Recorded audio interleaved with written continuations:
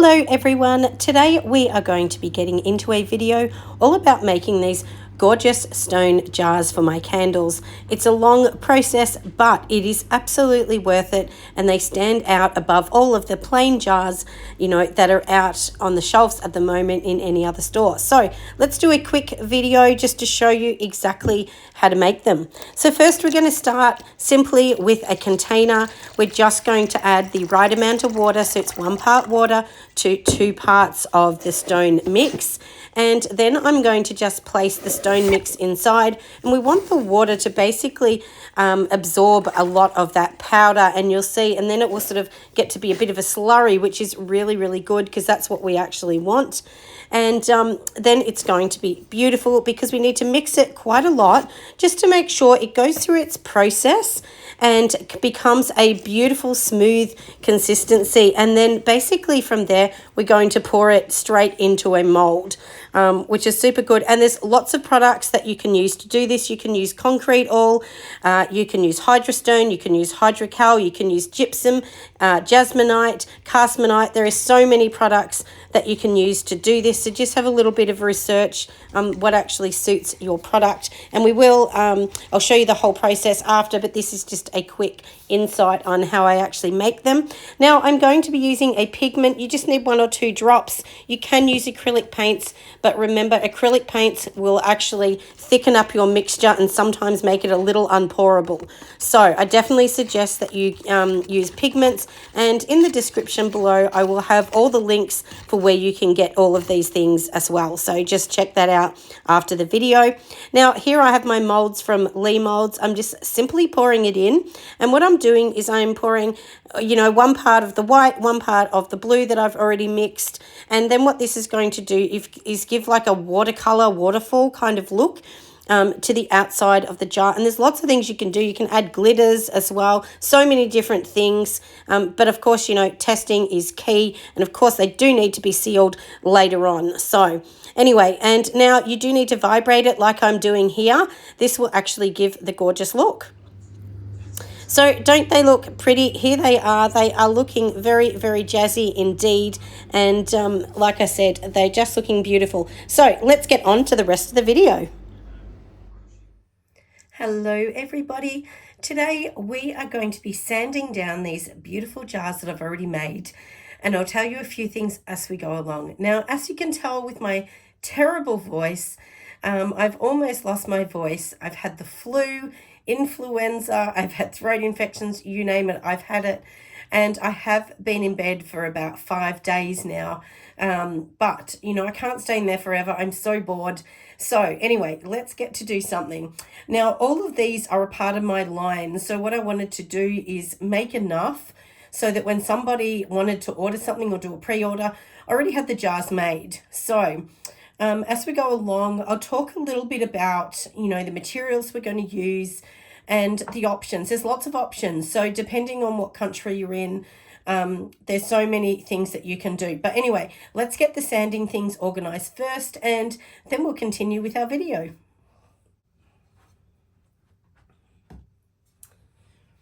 Now, before we do it, I thought I would show you this. This is one of my new beautiful trays. I actually had sold out of trays. I was having people order them, and I literally couldn't even get some more trays for them. So anyway, that's what this tray is, and I hope that you can see me. I'm going to actually probably turn the video in the opposite way so that you can see me a little bit better. But anyway, that's for this one, and it looks beautiful, doesn't it? I really do love this new kind of color. But I've already done these ones. I've already sanded just around the edge on these ones here. So anyway, they're the only ones I've done of that. And now let's get going with the main jars. Now, I was worried about the lighting, but I've just had a look at my camera and I think it's okay. As we all know, I keep it real here. I don't have a fancy camera. I film everything on this iPhone. Now, this is a little thing that I did get from Nicole Molds. It's really good. It's a little sander, and basically this little piece here you just take off, and you can order more things from their site. So I will leave all the descriptions for that. And this thing here it's honestly, it's made my life so much harder So in the past, I've done water bathing and everything else on these molds. And there's lots of different products that you can use, and each product needs a different process. So that's really important. Now, at the moment in Australia, Hydrostone is out of stock for at least 3 to 4 months. And that's because it's made in the US and shipped back into Australia. And literally the process of that is digging up all the stone and everything. So it is a long process. So if you're trying to do that, forget it. You're not going to be able to do that. So, but as we are sanding them, I'll actually talk a little bit about that. So all you need to do with these, honestly, is once you take it out of the mold, which obviously like this one's come out of the mold, then it has, you know, this little rim on it here. Now, this bit's a little bit sharp, and you don't want somebody to have that and then it scratches their surface.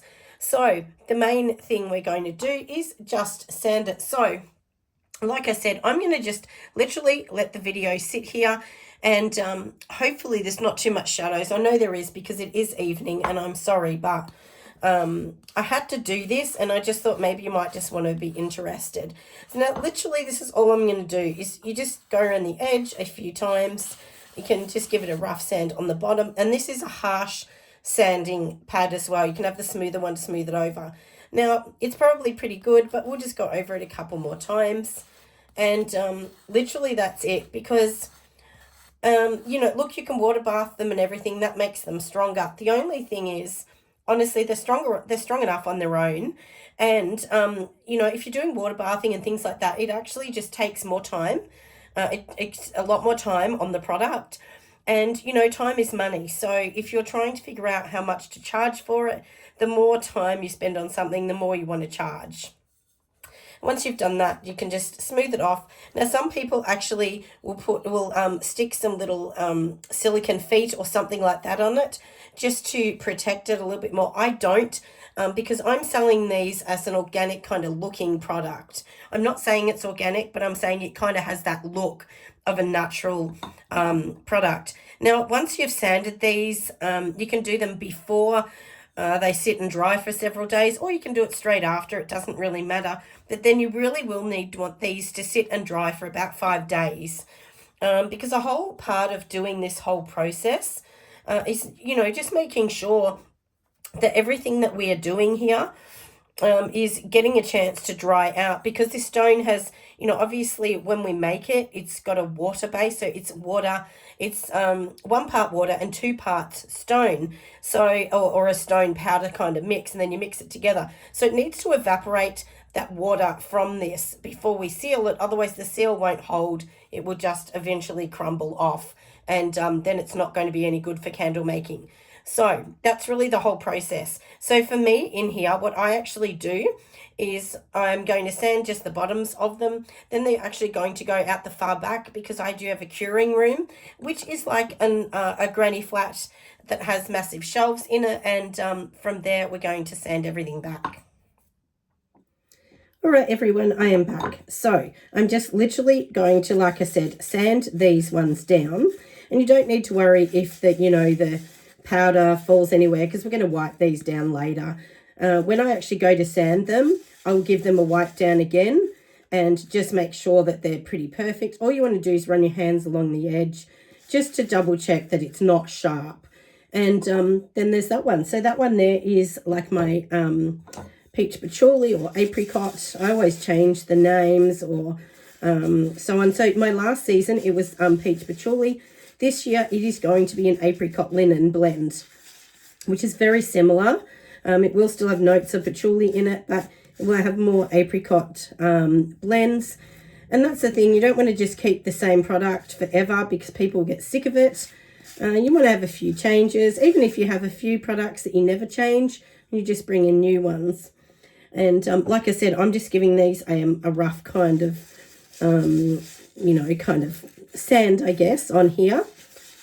And there are lots and lots of different sealants to use as well. I'll talk about that in my next video when we actually seal them, because as I said, these are a little bit wet at the moment. Now, if you can see, there's like a very slight pink kind of shading on here. And what happens is when you take it out of the mold, if I was using pink and then I start to use apricot, there might be a tiny bit of pink left. When these are totally dry, I go over this with a very fine sandpaper, and you can take off any extra colors that are over that. But for now, that one's okay. And like I said, I'm going to put these at the back. So I've literally done 12 of most of these, and I do have some sitting at the back, even though most of them I'd already sold out. And some of these ones are actually already sold. So some of these coloured ones here, they're already pre-sold because I do sell on fair, and there'd been a few that had pre-sold already. So that's the thing. And if you're going to use something like a stone kind of jar, a jar you're making yourself, you do need to be a bit realistic about time. So I think one thing that I did, honestly, I didn't think they would sell so well. So what I did is I just thought, well, I'm only going to make 5 of each. And that's what I did. And then they sold, and I was like, oh no, now I don't have enough. So you really want to have lots of them as a backup. So for me, I'll try to always keep at least 6 to 8 as a backup. And that way, if I run out of a candle on the shelf, I can literally just make more because the jar's already there. And then you kind of keep a bit of a tally. And then you know kind of what we want to do with the jars. So hopefully that makes sense. Now, if you're thinking about jars, like, and how to make them, all you need is your basic silicone mold for jars. So I get mine made from a company called Lee Molds in Australia. There's plenty of countries that do all different ones, and there's so many other ones. I think there's Canadian molds in Canada. I know a lot of people even in Australia use that company. They're very good.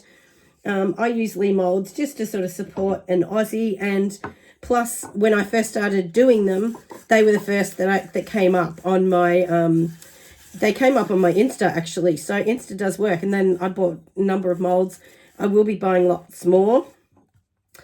Now, to tell you the truth, I only have 3 of the silicone molds. So you can imagine I had to make 3, let them set for 30 minutes, unmold them, and then do another 3. So I've done these over several days. And because I wasn't well, it kind of worked out well because I had to sleep, lie down. If I felt good enough, I made a couple more and so on. And then that's basically, how I did it. But if you're going to do this as like a business, and you think, well, I am actually now happy with these molds and I'm going to just go stone, I really do suggest that you go and buy lots of them. So for me, I would definitely be going back to buying lots of these molds. And that way, you could do 10 or 20 or 30 at a time. But obviously you need to invest a lot of money. And these molds here are about $68 each per mold. So they're very expensive. But once you've got them, they last for a very long time. I've had these for quite some time, and they have lasted really well. So, and I did look at just honestly selling, glass. So I thought, well, maybe I'll just go glass. It's easy. I don't have to make it. But you know what? When I was doing it, I had a number of people that buy from me wholesale, and they said, please don't buy glass. Everyone does glass. We want to buy yours because they're stone. So, that's the thing. Sometimes you need something a bit different, don't you? And glass may work for you, but for my customers, this is what they wanted. So I had to listen to that. Now, this is my lavender blush. So that tray is done, and then I will load them up. You can do several trays at a time. This is going to be my special one. So this has a glitter on it, and the glitter is like only on the outside, not the inside. And it's going to be sealed anyway. So, and it's a biodegradable glitter that I used. And that's another technique. So there's different techniques you can actually use on these. Now, one thing too, when you're doing this, if you've got, see, there's a little mark on this one. Don't worry about that too much. Like, give it a little sand. But for me, I'm selling my products as these are all handmade. I'm not lying to people saying they're not handmade. Like, these are all the things with handmade. The same as if you have a candle and the top goes a little yellow because they're vanillin, don't worry about that. You tell them, well, this is what happens. This is handmade. This is a natural product. Whether it's natural or not, you have to tell them if it's not. But you know, or you can just say this is just a part of using this particular fragrance. It will yellow. The same as soy wax. You can say after each burn, it's not going to be smooth because it's a natural wax. And I can tell you now, I've never, ever had a complaint about anything like that. Never. You know, so don't stress yourself out about things like that. You just need to be, you know, you need to be kind to yourself. We're just trying our best. And, you know, people are going to love having these in their stores. They're a little bit different. And like I said, there's nothing wrong with having a little bit not perfect at the bottom. If you go into a pottery store, they're not going to be perfect at the bottoms. You'll always see, you know, something on the bottom, won't you? So that's not totally smooth. But, I mean, generally it's smooth. Now, let's talk about the materials that you can use for these. So there's a few different materials. So you can use, of course, something like cementol. In Australia, cementol is much, much harder to get. In the US, I know you guys get it a lot easier than we can get it here, but it's hard to get here. It's expensive to get here, and you've got to buy it usually in, you know, bigger quantities here. So to me, that was something I really didn't want to get. And see, can you see how it's a little bit rough at the bottom? But, you know, that doesn't matter. Nobody's buying it for the bottom. So, yeah, so don't sort of worry about things like that, the bottoms, as I was saying. But, yeah, so you can, cementol is one thing you can use. Jasmonite is another that you can use. Jasmonite is much more expensive. You can use castmonite. That is a little bit more expensive than other products as well, but it's very good. Castmonite's an Australian version of jasmonite. So, you know, that's another version as well. And then you have ones that are a gypsum/stone, which is what these are. And the best place to get them is Barnes. There's a company called Barnes, and they actually sell them. But there's many other places, but that's where I get mine, in Melbourne. Barnes are in Melbourne, in Carlton, which is, I think it's classified as Carlton. I call it Fitzroy because I actually used to live one street from there growing up with my dad as a teenager. So, and there's different variants. So Hydrostone is the main one people use. And when you're buying like gypsum, they have, you know, what is called your variant on them. So to give you an idea, these are what's called a 5,000 point. And that just means the strength of them. Whereas if you buy something like Hydrostone, so these, I think these are 500, sorry, and Hydrostone's 1,000. So Hydrostone is much harder, but, you know, as the staff all said to me there, they said either one is fine to use. So if you're wondering which one to use, go and ask them. There is many options. You don't have to just stick with one. And then that will give you more options if, you know, they've kind of run out of your one, you're panicking a little bit. Now, if you're going to sell a lot of these wholesale, I definitely suggest that you try and keep more than one bag in stock. That would definitely be my suggestion on these. And these are looking jazzy. I mean, this is my Barry's daughter. Doesn't it look beautiful? I really love this one. It's very, very popular, that one. So now I'm just going to go and move a few of them out into the other room, and then we'll get going with the rest. All right, I have taken the first lot out. Let's just put these ones that we already did onto here. Now I've got to show you these. Isn't this beautiful? Can you see this like kind of glittery one? So I was very excited when this came out, and I thought, wow, that looks so nice. I just love it. Anyway, so they don't all have glitter on. There's only, I think there's just two different ones. The rest of them don't. And that's the thing, it gives people options. Also, with these as well, so this is really white. Some of the stones aren't as white as others. Like this is, like I said, a really white stone. It's even more whiter than Hydrostone. I think this is called TB, if I'm right. But I will put the links at the bottom, so for everybody.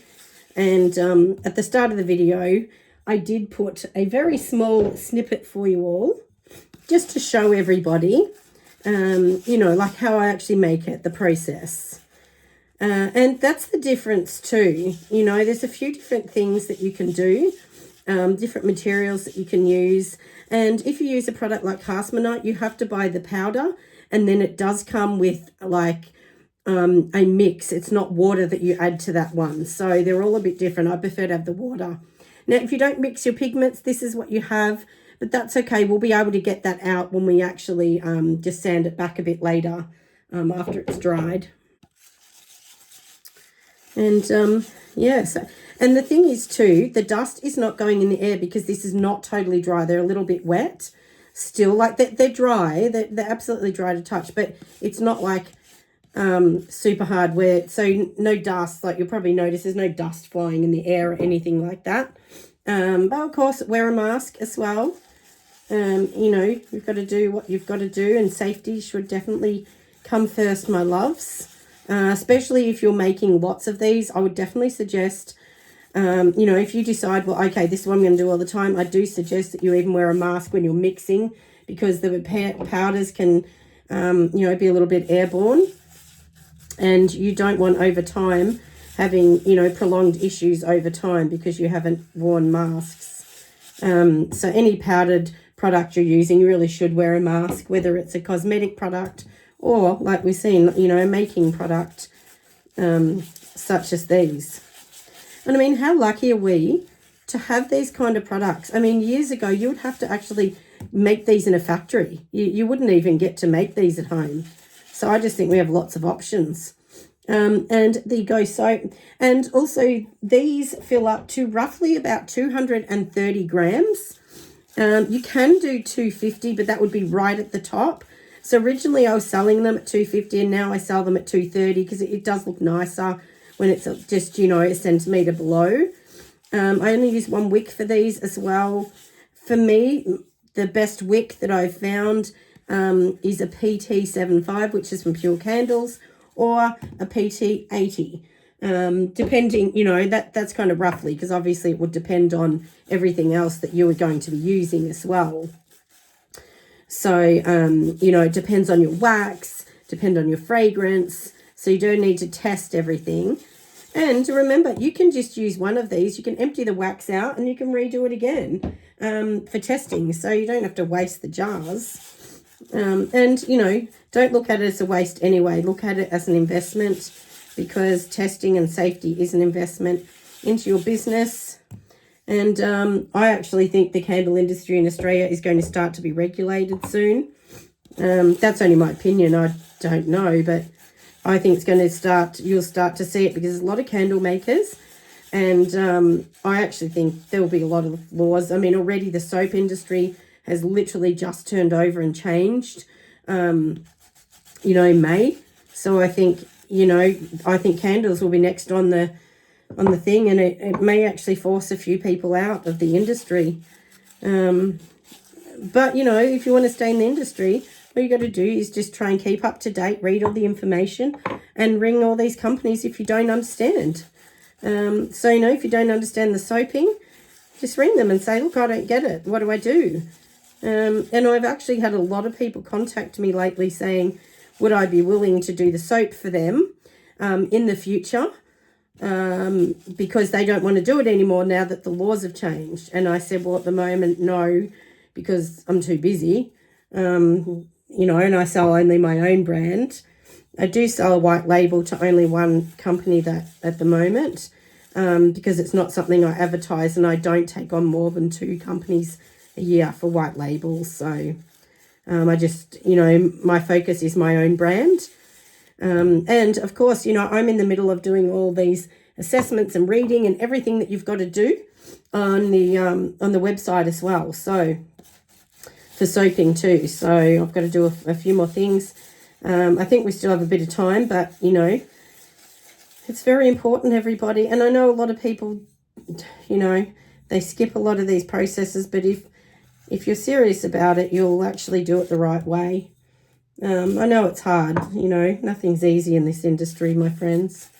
It really isn't. But, you know, we just got to do what we can do, isn't it?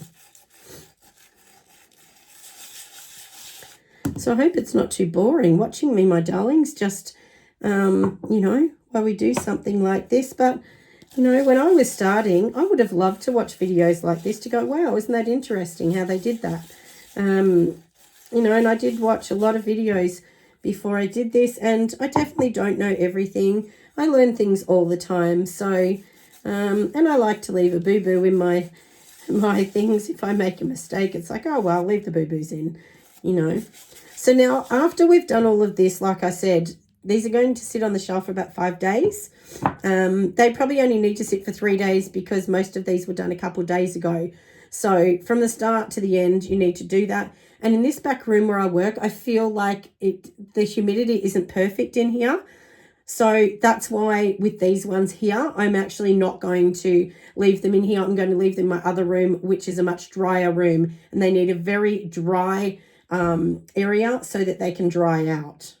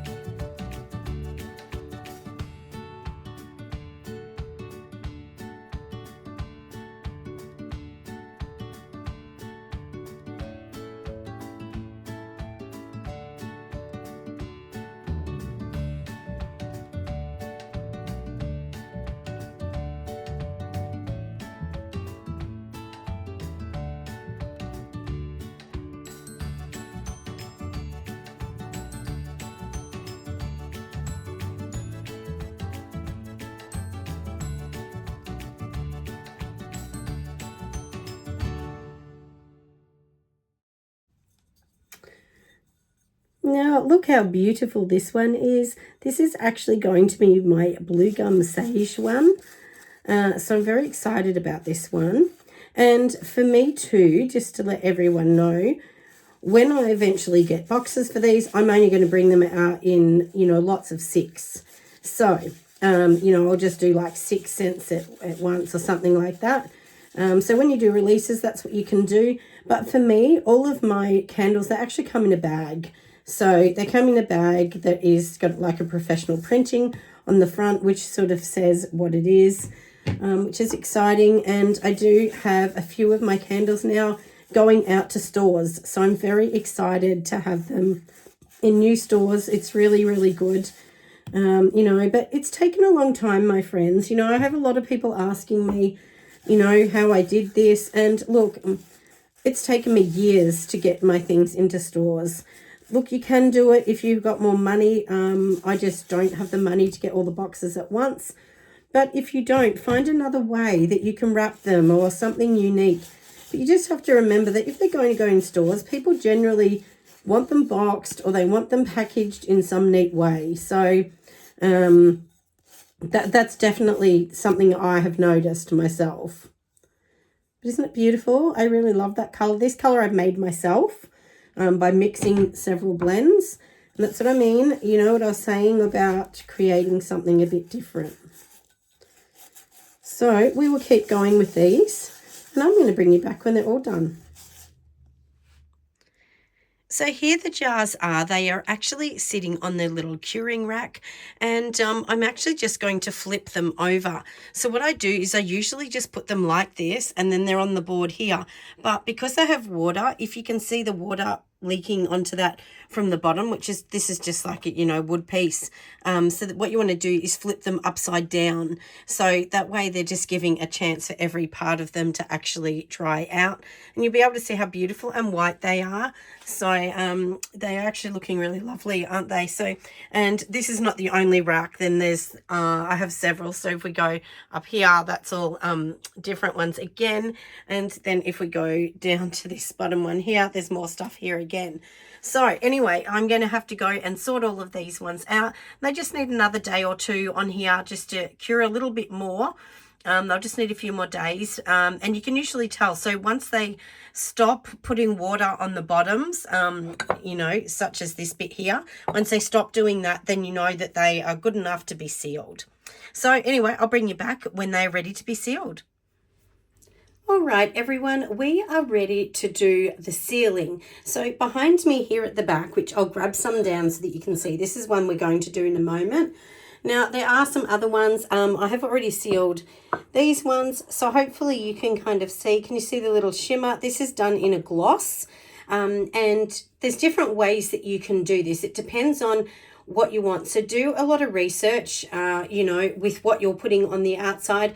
I always use a water base. So for me, I prefer a water base that is non-toxic. You also need to have a look behind the scenes of once the heat hits it, will it become toxic? Because sometimes that is the trick. But anyway, I have actually sealed the outside with this. This is actually from Nicole Molds. It is actually made for candle jars. So I'll actually put some links for this particular product as well. This was sent to me. It's a really good product. I also do love the Castmanite sealant as well. Castmanite actually do a sealant that is a matte, or you can do the gloss one. This one here is much more glossy, so if you want a more glossy one, but it's not like super glossy. So if you can, like I said, you can see the shine, and it kind of reminds me a little bit of ceramic, this one with that. Now, there's certain ones that you do want the gloss with. So I'll show you my special one. So now this is my special one. If you can see, it has glitter on the outside. So obviously I want to seal this in with the gloss. So that's what I've done with this gloss kind of shine, and hopefully you can kind of see that. And to do something like that, there is a technique to do that. I have done so many different techniques to try and get that. It's taken me a long time to finally figure it out, but I've cracked it, and finally they are looking beautiful. I love those ones. So that's going to be one of my new ones, and I do have one that's white with a pink glitter as well. So but for today, we're going to do the other ones. Now, something that you need to make sure of as well, make sure they are totally dry inside, and you'll notice because they'll go more white, they actually look a little bit grey when they're not dry. And I know probably through the camera it might look grey, but it is very white, and you'll also feel that they're lighter. Now, I would usually give this anything from 3 to 7 days to lose the water in it. If it's really cold and wintry, you might actually need to put a heater on. So we're in my curing room. I actually have a massive big air conditioner / heater in there, and I actually put the heater on just to make sure, to try and evaporate some of the waters and things like that. And then this is what you can do. Not that I'd do it on this because it's too small, but you can sit it on, like a top of a jar or something like that, and it will actually allow the air to come in. So but generally, you're not going to have lots and lots of jars, but that's something that you can do, and it actually will help all of the air get into it, because if it's sitting like that on the counter, it's much harder. So I usually sit them like that, and then I flip them during the curing. But now we're going to be doing some of these particular ones here. I'm just going to show you how I actually seal it. So basically, I just hold it in my hand like so, and I hope you can see, because this camera is not the best view. I might actually move the view of the camera for you just in a moment. But anyway, this is what I usually do. I usually just hold it like so, and then we're going to paint it on. So there's 2 different sealants that I use for these. So I'll show you both of the sealants. So let's get started with this. So to start with, we've got our jar. We're going to set that aside. So there's products like this sealant. So this is a sealant that was sent to me once again from Nicole Molds. This is actually a wax. So it's a non-toxic wax. It is a total natural product that they have made, and it's very good. I would usually use something like this on the inside, but you can use it on the outside as well. And it's not going to have any glossy kind of appearance. It's going to have a very matte appearance, but the wax will actually stop any of the heated wax going out of the jar. So the thing is, you want to seal it so that when you put the wax in, it's not going to seep through, because gypsum and all of these other products, what actually happens to these is on the outside here, if you can kind of see, if you don't seal it properly on the inside, the wax will seep through, and then of course the jar's no good. So it's something that's really important, and all you're going to do is literally just get your little cloth like that. You just got a little bit on there, and then you're just going to go on the inside and wipe around the inside. It's as simple as that. And then I would actually do 3 coats of this. I would not be doing 1. I'd definitely do 3, and you can't really notice much of a difference. But I just did a very light one then. But like I said, that's what I would actually do. So now what we can actually do as well, and I'm not going to do this particular one because I do feel like it just needs to cure just maybe half a day more. But anyway, I'm going to use another one just to show you that I need to do a second coat on anyhow. And then we will do that one. So we've got this one here, and you can see that it's only got one coat on it. So it's one very, very light coat. And now what I'm going to do is I'm just going to seal it. So I'm going to use this gloss on the outside. That's what I've used on the outside. I really love this. It's a really good product. You know, so, but like I said, please do your research. Check that, you know, your insurance will cover you, because if you're using, you know, so I've heard of people using PVA glue and things like that. I don't advise that. But your insurance may not cover, where this is actually designed and made for candles and made to seal stone products. So it's better to get something like that. So all you're going to do is put your hand on the inside. I've just got a standard brush. You can get a big brush if you want, but this is just what I had around the house. And then we're just going to literally paint the outside. Honestly, it'd take you like 30 seconds. So fast. So I always give 2 coats to the outside, and usually on the inside 2 to 3 coats, depending on what product you're using. You can also use this sealant on the inside if you want to. So you don't have to use 2. Just find the one that works for you, and make sure you seal the bottom as well. That's really important. But if you feel like your jars are not ready to be sealed, don't seal them. Just wait. Just wait an extra day, because the water will try and escape, and then it will cause bubbles in the sealant. So that's literally what's going to happen. Now, if you can see how shiny it is, isn't it beautiful? Now, if, like I said, if you don't want to shine, then of course don't use something like this. Use the one that's more matte, and you can actually get a castmonite one. Also, you can go to Barnes in Melbourne, even online, and they actually do have sealants as well. So just talk to them about a sealant that you like. I've not used any of their sealants yet. I did, like I said, was given this one here from Nicole Molds, which I do love this one here. And I definitely will be buying a big bottle of this one from them, because it is really, really good. So, you know, like I said, it just depends on what you like. And also with my other ones that have this, as I did say, I did this one here, which is this glittery kind of look. It's sealed in the glitter, beautiful. And the glitter's not on the inside, if you can see that. So it's only on the outside. And that has to do with the way the technique is that you use to get the glitter on the outside. It's a little bit more tricky, and a little, you know, you don't just mix it into it or anything like that. That has to do with when you're creating layers to do that sort of glitter effect. But I hope this helps. And then once you've sealed them, you really want them to sit here to 1 to 2 days more, so that, you know, they're going to, then all of this will be fine. And make sure it's not tacky or it doesn't feel sticky on the outside.